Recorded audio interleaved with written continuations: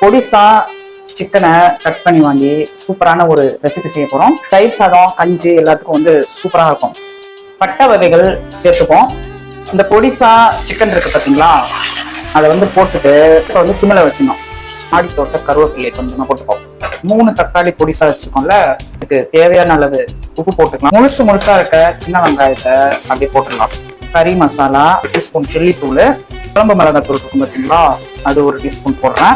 கம்மியா இருக்கு, எல்லாத்தையும் போட்டுடலாம். என்கிட்ட கொத்தமல்லிகள் இல்லை, அது கூட சேர்த்து இந்த புதினா, ராஜி தொட்டவன் வெங்காயம் எல்லாம் எப்படி இருக்கு, குடமிளகாலாம் அப்படி பச்சை பச்சையா இருக்குன்னா எங்களுக்கு வந்து கொஞ்சம் பச்சையா சாப்பிட்டா ரொம்ப பிடிக்கும். உடம்புக்கு இந்த மே மாசம் முழுக்க தயிரை சேர்த்துட்டோம் அப்படின்னா நல்ல ஆரோக்கியமா இருக்கும். இந்த சிக்கன் பொடி மாஸ் அருமையா இருக்கு.